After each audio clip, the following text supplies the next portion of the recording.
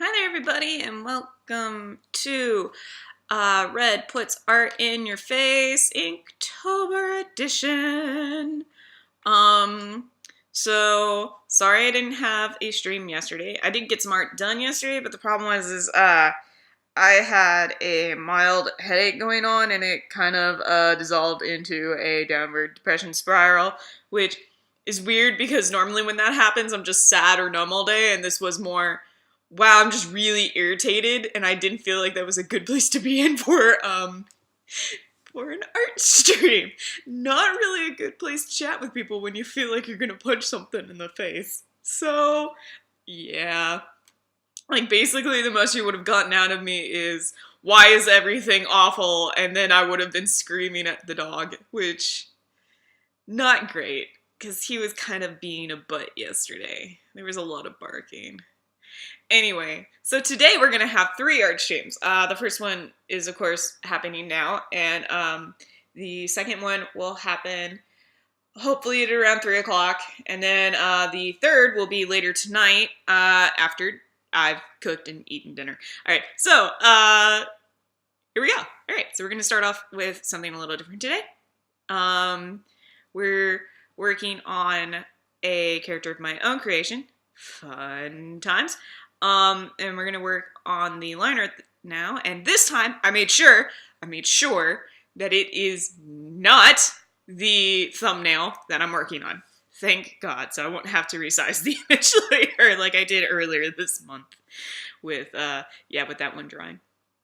So this character was actually based off of a dream I had, which I know that sounds kind of like silly and stupid, but you know, I've gotten some of my best ideas from dreams, so I'm not gonna look a gift horse in the mouth. It was a cool dream, which I don't normally have. Most of the time my dreams are really weird and also disturbing and, like, not in the fun way. Like, they're kind of scary. I've had one where I was eaten, and then it just kept going. Like, well, you don't really matter. And, like, we know you died, but, you know, no one cares. And I'm like, that's kind of messed up, subconscious. I don't know how I feel about that. I don't feel good. So yeah, so this is based off of a dream. Yeah. Fun times. Oh, yes. And that is my cat, who has decided that she wants to be a part of the stream by rubbing up on me while I'm trying to do my artwork. Because that's what cats do. Oh, good. You're going to sit there? Good kitty. You just watch the outside. That seems like the best thing for you to be doing. So I'm actually really excited about this idea. It just basically sat in my brain for over a week and wouldn't leave me alone, so I was doing mock-ups of it, and normally that helps me, like, at least get an idea to quiet down for a little while, but not so much in this case, so I was like, I guess I'm just gonna go with it. Yay. So that's what ended up happening. So now I'm doing some character designs, and this is one of the ones that I've kind of finished. I like it. This is kind of like where I want the character to look like.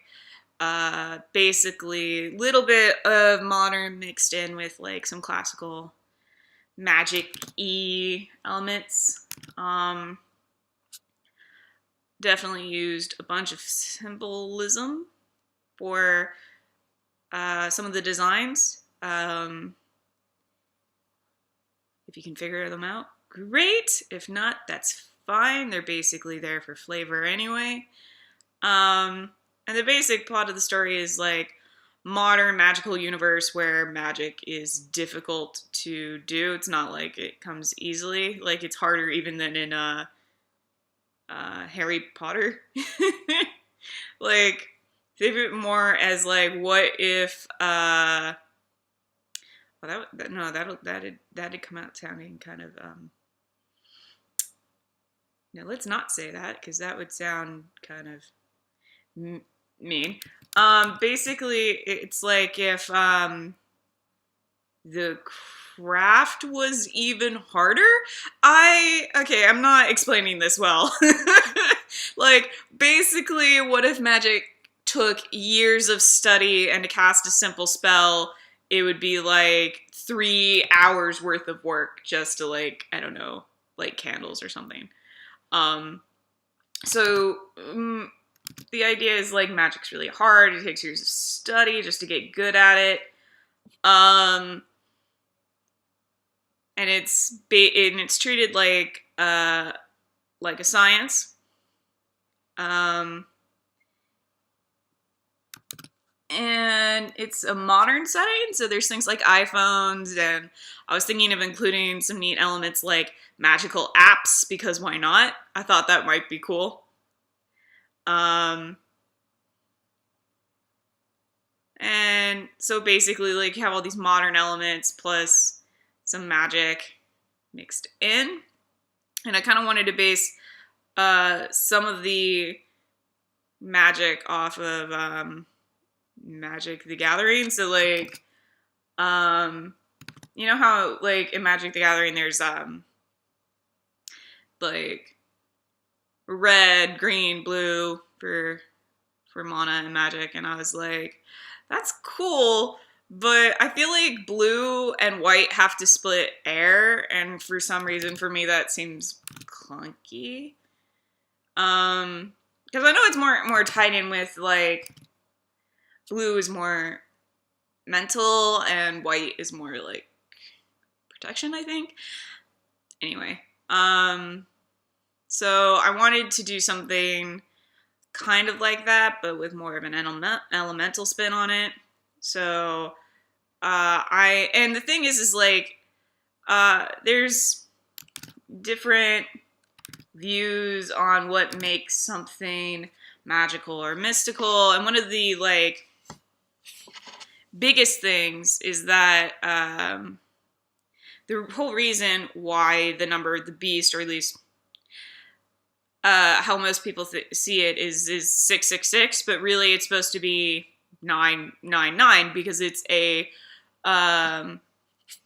it's 3. It's the holy number of 3 taken to its third, because 3 for a lot of like ancient religions and ancient fields of study was considered kind of a holy number. I mean, it was basically like, you know, the amount of sides a triangle has, which makes up one of the most sturdiest bases for architecture. For architecture. Blah, blah, blah. It's the number for the Father, the Ghost, and the Holy Spirit. Or, wait, no. Father, the Son, and the Holy Spirit. Right? I don't know. It's been a while since I went to church. I knew Yvonne. Yvonne's Catholic. She'd help me with this. But anyway, so 3 is the real important number, and if you double it, that's even better. So basically, I decided to go with 6. Also, like, multiples of 3 are kind of really important to me, just because my birth date is 3/6 is 3/6, because my birthday is on March the 6th, and I was born in 1990. So for me, 3 and the divisibles of it are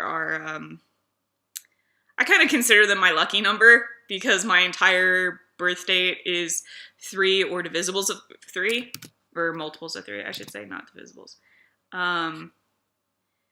Anyway. Is it obvious I never really took a really super advanced math class? Because I never did. Anyway, so I decided to go with having these 6 gates, or schools of magic. So you have red for fire, blue for water, green for earth, and you have yellow for air, and then there's white for creation and black for entropy, because I didn't want it to be black evil or black death or white life, you know, because I wanted there to be some, I don't want to say, basically I wanted there to be some flexibility. So I decided to pull some ideas from Dragon Age for that. So instead of having like just black being death, you have black being entropy, and white being creation, which is the opposite basically of entropy. And so, okay, let's see. So fire, earth, water, air, entropy, creation, that's 6. And then I wanted it to be kind of like a wheel. So in the center of a wheel, you have the center, or the spoke. And no, the spokes on the wheel, or the points. So I wanted there to be 6 spokes on the wheel, and then, you know, you had to have the center of the wheel, which is like a circle. And I wanted that to be like basically where everything came from, and that would be this special school of magic, which is considered to be great because it's a combination of everything. It's also where everything came from. So I wanted it to be something kind of magnanimous like that. So it's called the Summoner's School because basically all magic in this world anyway is summoning outside forces to help to work for you, and for good or ill, just basically to work for you. So I really wanted to push that idea by having this 7th school, which is in the middle of this wheel, or you could think of it as the center of the door of the gate, or the hand, or like the handle, or what lies inside the door. I don't know. Like basically, just basically the idea is that the Summoner School would be like where all magic came from originally. And the main character would be someone who basically embodies that 7th school. So they're basically like the foil to everybody else in the story, because everybody else is like this one school over another, you know, black over white, or creation over entropy, that kind of thing. So I wanted the main character to be something of a foil to that. So instead of being the epitome of one school, we're basically having to choose sides. I wanted them to be this character who... Jesus Christ.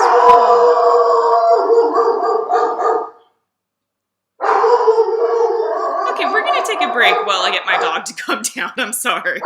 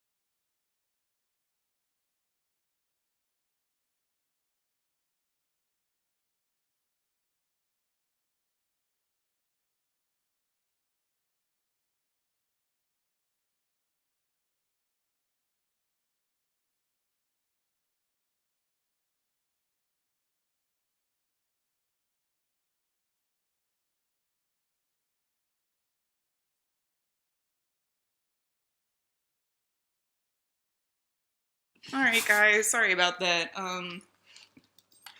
My pest control guy is here. Are you kidding me? God damn it! Seriously, why did no one want me to do an art stream? What's happening? Nope. Nope, just gonna let it ring. Don't need to answer. Nope, nope, don't need to answer that phone. I do not. Yep, that's what I thought. Anyway, so it's just the pest control guy. He's here to check the bait boxes and make sure that the thing potentially in my attic, potentially on the roof, is... Oh, Rex!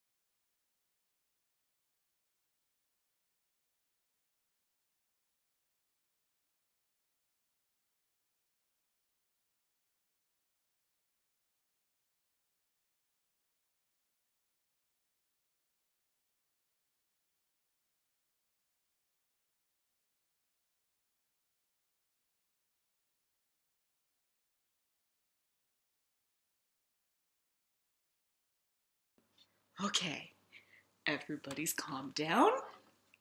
Hopefully things stay calmed down. Everybody chill. It's okay. No. Rex. No. Ah!